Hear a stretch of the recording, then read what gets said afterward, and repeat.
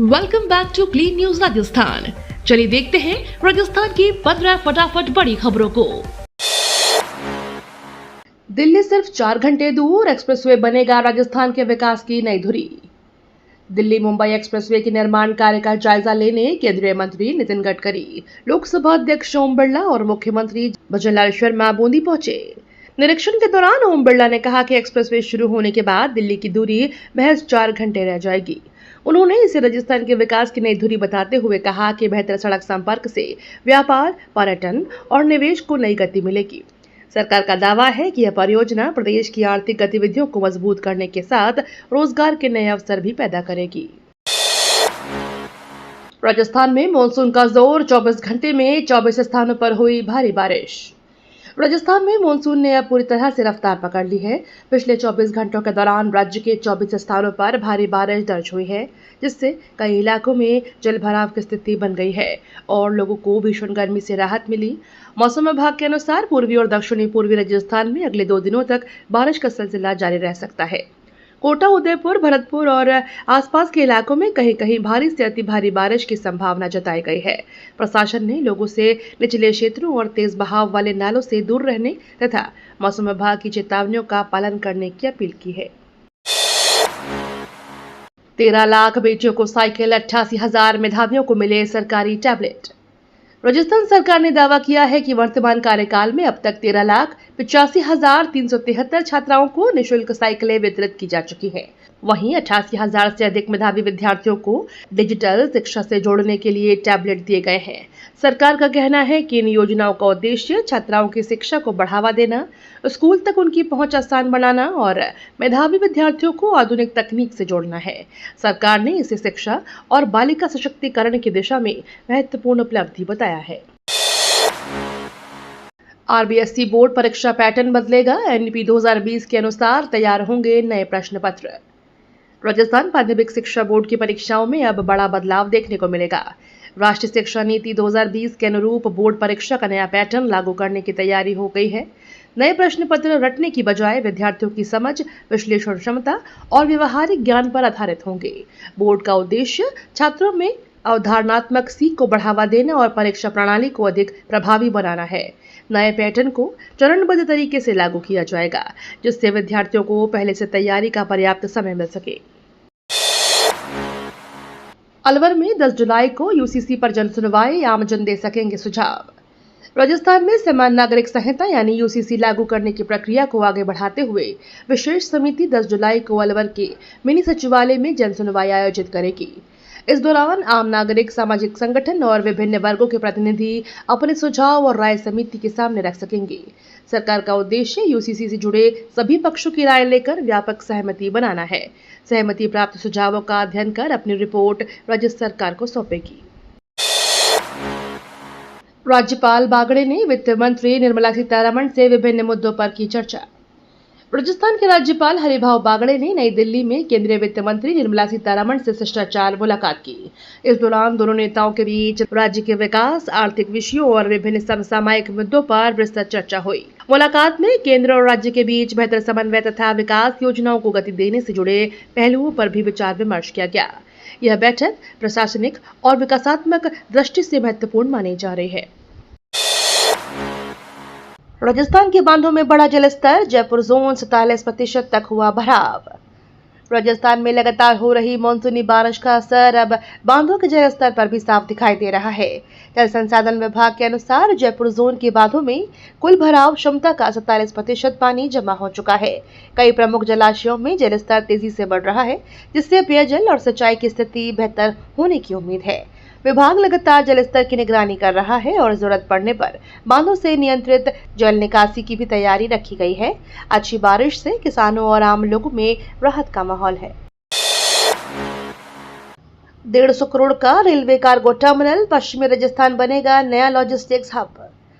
प्रधानमंत्री गति शक्ति योजना के तहत श्रीगंगानगर जिले के बिरदवाल रेलवे स्टेशन पर 150 करोड़ रुपए की लागत से विश्व स्तरीय रेलवे कार्गो टर्मिनल बनाया जाएगा। परियोजना के तहत 27 किलोमीटर लंबा नया रेल नेटवर्क भी विकसित होगा। इससे सीमेंट सहित विभिन्न उद्योगों को तेज, सस्ता और बेहतर माल परिवहन की सुविधा मिलेगी। सरकार का मानना है कि यह परियोजना पश्चिमी राजस्थान को नए लॉजिस्टिक्स हब के रूप में स्थापित करेगी। इसके साथ ही औद्योगिक निवेश बढ़ने और स्थानीय स्तर पर रोजगार के नए अवसर भी पैदा होने की उम्मीद है। राजस्थान में पहली विदेश संपर्क स्टेट आउटरीच कॉन्फ्रेंस 16 जुलाई को होगा आयोजन। राजस्थान में पहली बार विदेश संपर्क स्टेट आउटरीच कॉन्फ्रेंस का आयोजन 16 जुलाई को जयपुर स्थित राजस्थान इंटरनेशनल सेंटर में किया जाएगा। इस सम्मेलन का उद्देश्य राज्य और विभिन्न देशों के बीच निवेश, व्यापार, शिक्षा, पर्यटन तथा सांस्कृतिक सहयोग को बढ़ावा देना है।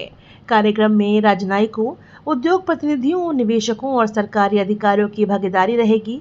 यह आयोजन राजस्थान के वैश्विक संपर्क और निवेश संभावनाओं को नई दिशा देने की पहल माना जा रहा है।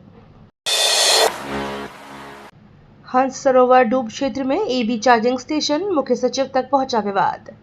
अलवर के ऐतिहासिक हंस सरोवर के डूब क्षेत्र में 50 इलेक्ट्रिक बसों के लिए बनाए जा रहे ईवी चार्जिंग स्टेशन का मामला अब राज्य सरकार तक पहुंच गया है। सामाजिक कार्यकर्ताओं ने इसे गंभीर प्रशासनिक चूक बताते हुए मुख्य सचिव को पत्र लिखकर निर्माण कार्य तत्काल रोकने की मांग की है। उनका कहना है कि डूब क्षेत्र में निर्माण से पर्यावरण और सरोवर के प्राकृतिक स्वरूप को नुकसान पहुंच सकता है। मामले को लेकर प्रशासन और संबंधित विभागों से भी जवाब मांगा गया है। जयपुर में कचरा प्रबंधन हाईटेक ट्रांसफर स्टेशन से पूरी प्रक्रिया होगी मैकेनाइज्ड। जयपुर में कचरा प्रबंधन को आधुनिक बनाने की दिशा में एक बड़ा कदम उठाया गया है। झालाना में नए ट्रांसफर स्टेशन की शुरुआत के साथ अब घर घर कचरा संग्रहण से लेकर वेस्ट टू एनर्जी प्लांट तक पूरी प्रक्रिया मैकेनाइज्ड होगी। इससे कचरे के तेज और वैज्ञानिक निस्तारण में मदद मिलेगी। नई व्यवस्था से परिवहन लागत कम होने के साथ सफाई व्यवस्था भी अधिक प्रभावी बनेगी। नगर निगम का कहना है कि इस परियोजना से शहर को स्वच्छ रखने और पर्यावरण संरक्षण को भी मजबूती मिलेगी। जयपुर पहुंचा आंगनबाड़ी कार्यकर्ताओं का आंदोलन, घेराव के बाद महापड़ाव की चेतावनी। आंगनबाड़ी कार्यकर्ताओं का आंदोलन अब जयपुर तक पहुंच गया है। अपने विभिन्न मांगों को लेकर बड़ी संख्या में कार्यकर्ताओं ने विभाग का घेराव किया और सरकार के खिलाफ जोरदार प्रदर्शन किया। प्रदर्शनकारियों ने चेतावनी दी कि यदि जल्द मांगे नहीं मानी गई तो प्रदेश भर में महापड़ाव शुरू किया जाएगा।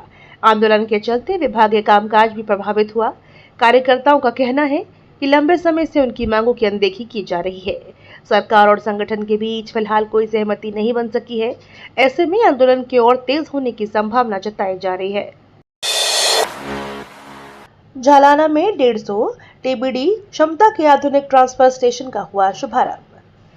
जयपुर के झालाना क्षेत्र में 150 टीबीडी क्षमता वाले आधुनिक मैकेनाइज्ड ट्रांसफर स्टेशन का शुभारंभ नगरीय विकास मंत्री झब्बर सिंह खर्रा ने किया। इस अत्याधुनिक केंद्र के शुरू होने से शहर में ठोस कचरा प्रबंधन व्यवस्था और अधिक प्रभावी बनेगी। आधुनिक मशीनों की मदद से कचरे का तेज और वैज्ञानिक तरीके से निस्तारण किया जाएगा। मंत्री ने कहा कि स्वच्छ और सुव्यवस्थित शहर के निर्माण के लिए राज्य सरकार आधुनिक तकनीक आधारित सुविधाओं का लगातार विस्तार कर रही है। डिजिटल दौर में पिछड़ा रोडवेज, ऑनलाइन टिकट बुकिंग से यात्री रोज परेशान। डिजिटल युग में भी राजस्थान रोडवेज की ऑनलाइन टिकट बुकिंग व्यवस्था यात्रियों की उम्मीदों पर खरी नहीं उतर रही है।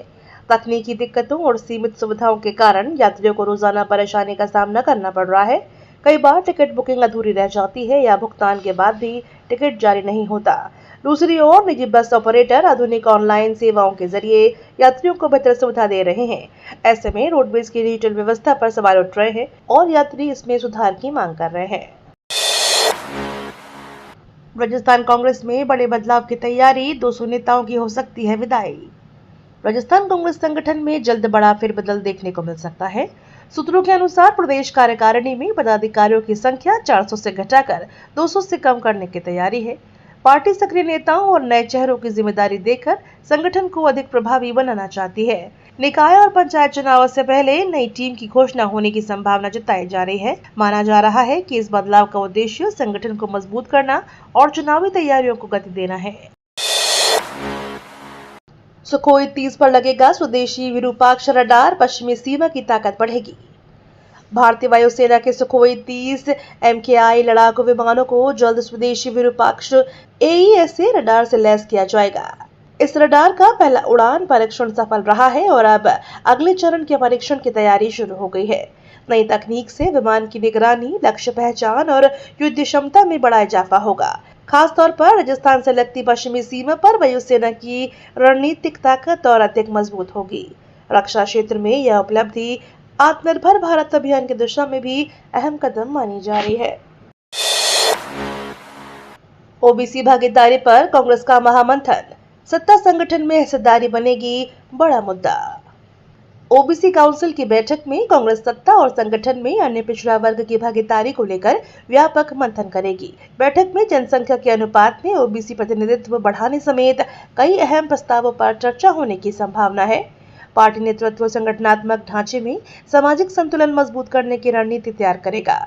आगामी चुनाव को देखते हुए यह बैठक राजनीतिक रूप से अहम मानी जा रही है। कांग्रेस का उद्देश्य ओबीसी वर्ग के बीच अपनी पकड़ मजबूत करना और सामाजिक न्याय के मुद्दे को प्रमुखता से उठाना है। पांचना बांध विवाद गहराया, 24 घंटे से रास्ते बंद, दूध सप्लाई प्रभावित।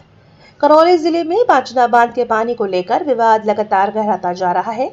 आंदोलन के कारण पिछले 24 घंटे से कई प्रमुख मार्गों पर आवाजाही बाधित है। सड़कें बंद होने से आम लोगों को भारी परेशानी का सामना करना पड़ रहा है। सबसे अधिक असर दूध की सप्लाई पर पड़ा है, जिससे कई इलाकों में समय पर आपूर्ति नहीं हो पा रही। प्रशासन हालात सामान्य करने की कोशिश में जुटा हुआ है, लेकिन अब तक कोई स्थायी समाधान नहीं निकल पाया है। लोगों को जल्द राहत मिलने का इंतजार है। डूंगरपुर में मूसलाधार बारिश, कुचामन में झमाझम, जनजीवन हुआ प्रभावित। राजस्थान के डूंगरपुर में मूसलाधार बारिश से जनजीवन प्रभावित हो गया है, जबकि कुचामन सिटी में भी झमाझम बारिश दर्ज हुई है। लगातार बारिश से कई निचले इलाकों में जलभराव की स्थिति बन गई है और लोगों की आवाजाही प्रभावित हुई। मौसम सुहावना होने से गर्मी से राहत जरूर मिली, लेकिन कई स्थानों पर यातायात भी बाधित रहा। मौसम विभाग ने आगामी दिनों में प्रदेश के कई हिस्सों में बारिश का दौर जारी रखने की संभावना जताई गई है। प्रशासन ने लोगों से सावधानी बरतने और जलभराव वाले क्षेत्रों से दूर रहने की अपील की है। जैसलमेर में सरकारी जमीन पर कब्जे, समानांतर बाजार से करोड़ों का कारोबार जारी। पर्यटन, रक्षा गतिविधियों और तेजी से हो रहे शहरी विस्तार के कारण जैसलमेर की जमीन प्रदेश की सबसे महंगी संपत्तियों में शामिल हो गई है। इसी बीच सरकारी जमीनों पर अवैध कब्जों और समानांतर बाजार के संचालन का मामला सामने आया है। आरोप यह है कि कब्जाई गई जमीनों पर करोड़ों रुपए का कारोबार किया जा रहा है। शहर और आसपास के क्षेत्रों में जमीन की कीमत लगातार बढ़ने से सरकारी भूमि पर अतिक्रमण की चुनौती भी गंभीर होती जा रही है। प्रशासन से इस मामले में प्रभावी कार्यवाही की मांग उठ रही है। गृह राज्य मंत्री बेढ़म ने 60 करोड़ लागत वाले बाईपास का किया शिलान्यास। राजस्थान के गृह राज्य मंत्री जवाहर सिंह बेढ़म ने ब्रजनगर में लगभग 60 करोड़ रुपए की लागत से बनने वाले बाईपास का शिलान्यास किया। इस परियोजना के पूरा होने से शहर में यातायात का दबाव कम होगा और लोगों को बेहतर और सुगम आवागमन की सुविधा मिलेगी। कार्यक्रम में जनप्रतिनिधियों और स्थानीय नागरिकों की मौजूदगी भी रही। मंत्री ने कहा कि राज्य सरकार आधारभूत ढांचे के विकास को प्राथमिकता देते हुए सड़क नेटवर्क को लगातार मजबूत कर रही है। गुरु कुंदन लाल गंगानी जन्म शताब्दी समारोह का पोस्टर जारी, जयपुर बनेगा सांस्कृतिक केंद्र। जयपुर में गुरु कुंदन लाल गंगानी जन्म शताब्दी समारोह का पोस्टर जारी किया गया है। 3 दिवसीय आयोजन में देश भर के प्रसिद्ध कथक कलाकार और संगीत साधक अपनी प्रस्तुतियां देंगे। समारोह के दौरान कथक, शास्त्रीय संगीत और गुरु शिष्य परंपरा को समर्पित विशेष कार्यक्रम आयोजित किए जाएंगे। आयोजकों के अनुसार यह आयोजन भारतीय शास्त्रीय कला और संस्कृति को नई पीढ़ी तक पहुंचाने का महत्वपूर्ण माध्यम बनेगा। झुंझुनू के वीर जवान आर्यन को सैन्य सम्मान के साथ अंतिम विदाई। झुंझुनू के एयरफोर्स जवान आर्यन को पूरे सैन्य सम्मान के साथ अंतिम विदाई दी गई। अंतिम संस्कार के दौरान परिजनों, ग्रामीणों और प्रशासनिक अधिकारियों की मौजूदगी में हर आंख नम नजर आई। देशभक्ति के नारों और श्रद्धांजलि के बीच जवान को अंतिम सलामी दी गई। बड़ी संख्या में लोग अपने वीर सपूत को श्रद्धांजलि देने पहुंचे। पूरे क्षेत्र में शोक का माहौल रहा। लोगों ने जवान के सर्वोच्च बलिदान को नमन करते हुए परिवार के प्रति संवेदना व्यक्त की और उनके साहस व सेवा को हमेशा याद रखने की बात कही। हाड़ौती में कमजोर मानसून, आधे से कम बुआई, किसान बढ़ती चिंता में। हाड़ौती अंचल में मानसून की सुस्त रफ्तार किसानों की चिंता बढ़ा रही है। अब तक आधे से भी कम कृषि क्षेत्र में बुआई हो सकती है, जबकि सामान्य समय से अधिकांश खेतों में बुआई पूरी हो जाती है। बारिश की कमी से खेत सूने पड़े हुए हैं और किसान बादलों का इंतजार कर रहे हैं। कृषि विशेषज्ञों का मानना है कि यदि जल्द अच्छी बारिश नहीं हुई तो फसलों की पैदावार प्रभावित हो सकती है। इससे किसानों की आय के साथ क्षेत्र की कृषि अर्थव्यवस्था पर भी असर पड़ने की आशंका बढ़ गई है। 195 साल पुराने गरुड़ विमान पर सवार होंगे भगवान जगन्नाथ, निकलेगी भव्य रथ यात्रा। राजगढ़ में 16 जुलाई को भगवान जगन्नाथ की 172वीं ऐतिहासिक रथ यात्रा श्रद्धा और उत्साह के साथ निकाली जाएगी। इस दौरान भगवान जगन्नाथ 195 वर्ष पुराने गरुड़ विमान में विराजमान होकर नगर भ्रमण करेंगे। रथ यात्रा में बड़ी संख्या में श्रद्धालुओं के शामिल होने की संभावना है। मंदिर परिसर और यात्रा मार्ग को आकर्षक ढंग से सजाया जा रहा है, जबकि सुरक्षा और व्यवस्थाओं के लिए प्रशासन ने विशेष तैयारियां की हैं। यह ऐतिहासिक परंपरा वर्षों से लोगों की आस्था और सांस्कृतिक विरासत का प्रमुख केंद्र रही है। ये तो थी राजस्थान की बड़ी खबरें। रोजाना सबसे पहले अपडेट पाने के लिए क्लीन न्यूज राजस्थान को अभी सब्सक्राइब करें।